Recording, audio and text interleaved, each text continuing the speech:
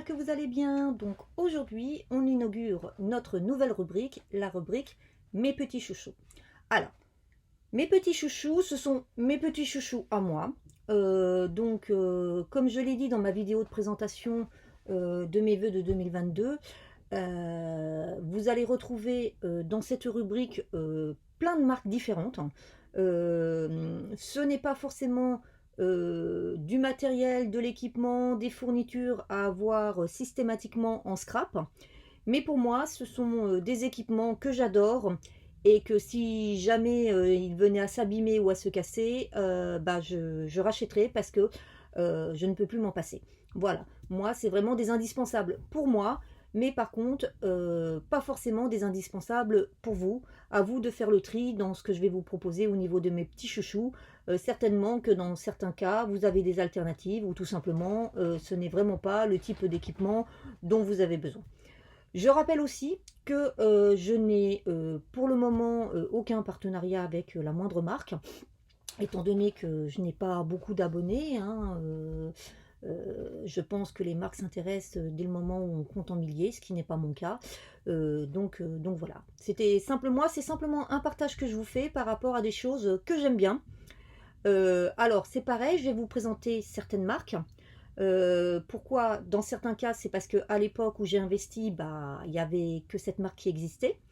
Par contre, certainement maintenant que vous avez des alternatives avec d'autres marques. Je parle par exemple d'Action, puisque moi là, le premier que je vais vous présenter à l'époque où je l'ai acheté, j'avais pas d'Action près de chez moi, ça n'existait pas encore. Donc voilà. Et puis deuxièmement, par contre, il y a peut-être des choses aussi que je vais vous présenter parce que j'ai testé différentes marques et pour moi, c'est la mieux. Donc voilà, il y aura un petit peu des deux. Donc pour cette première vidéo, je vais vous proposer la Punchboard de WeAir Memory Keeper. Alors comme je vous le disais, moi elle a déjà plusieurs années celle-ci, et à l'époque où je l'ai achetée, il n'y avait pas celle que propose il me semble Action. Et puis maintenant aussi il y a d'autres marques qui proposent des punchboards.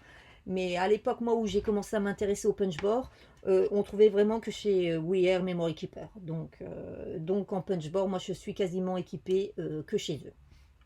Alors celle-là c'est la 1, 2, 3. Je ne vais pas vous la présenter sur l'ensemble de ses fonctionnalités. Pour le chouchou d'aujourd'hui, moi je vais vous la présenter surtout par rapport à sa fonction enveloppe. Donc elle existe uniquement en fonction enveloppe. Et pour ce faire, je vous propose justement de voir si je la trouve. Je ne l'avais pas préparée. Voilà, elle existe aussi en format pour mini enveloppe. Donc voilà, mais elle existe pour faire les enveloppes toutes seules. Moi j'ai pris la 1, 2, 3 parce que par rapport à la différence de prix, par rapport à celle uniquement pour les enveloppes, c'est plus intéressant puisque là on peut faire aussi les boîtes et les petits nœuds. Alors comment ça se présente? Eh ben c'est assez simple. C'est une machine qui va vous permettre de créer des enveloppes. Alors pas aux tailles désirées. Non, on va pouvoir faire des enveloppes par rapport à une grille de dimensions qu'elle propose. Cependant, vous verrez qu'avec les dimensions qu'elle nous propose, en règle générale, on arrive à trouver notre bonheur. Alors, vous avez sur le côté toutes les précisions concernant les coupes et les indications pour les repères, pour puncher et tout ça. Et donc, elles sont sur la machine en inch, donc en système impérial. Mais ce qui est bien avec cette marque, c'est que systématiquement, vous avez une conversion en centimètres. Et donc, si vous ne pratiquez pas le système impérial, vous pouvez travailler sans problème. Alors, pour les enveloppes, quelles sont les indications qu'on retrouve? On retrouve donc la taille, en fait, de la carte, la taille du papier qu'on doit avoir. Donc là par contre on travaille sur des carrés et où on doit ici s'aligner pour pouvoir après puncher. Donc on va faire le test. Donc moi là j'ai une carte, une base de cartes, parce que je ne l'ai pas encore fait, c'est par rapport à un projet de tuto que vous allez avoir bientôt. Donc là j'ai une carte qui fait 10,5 sur 14.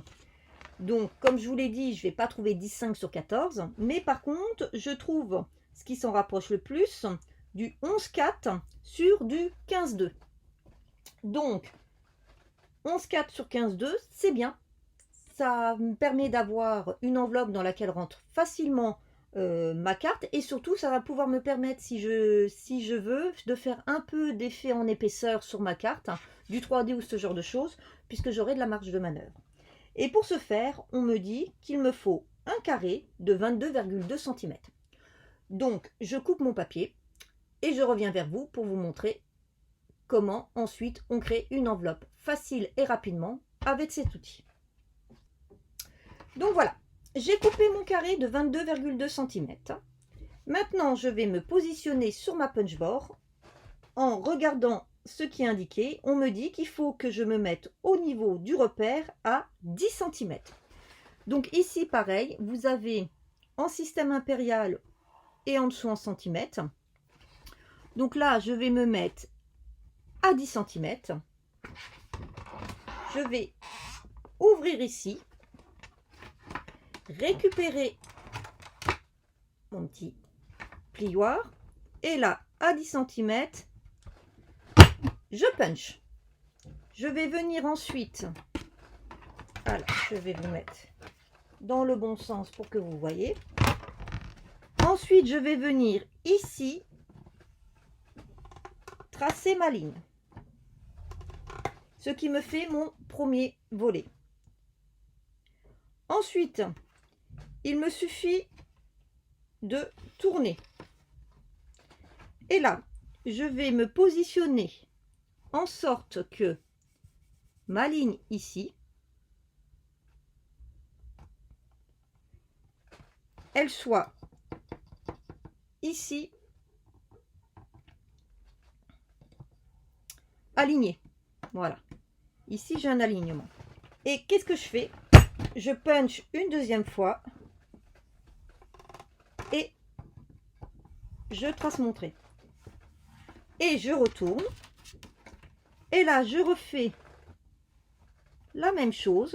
Alors, comme je ne suis pas dans le bon sens, je vous avoue que c'est un petit peu difficile pour moi. Voilà. Donc, de nouveau, là, j'ai mon trait d'aligner ici. J'appuie, je trace. Et enfin, je fais ma dernière marque de pli.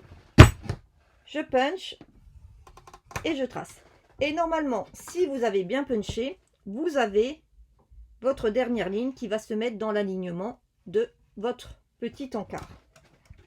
Voilà, une fois que ça c'est fini, et ben ici, vous avez de quoi faire vos coins proprement.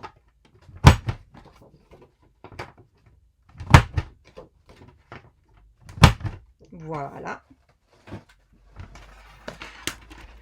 Une fois que tout ça c'est fait, on n'a plus besoin de la machine et on n'a plus qu'à venir marquer ses plis comme n'importe quel projet de scrap. Et vous voyez,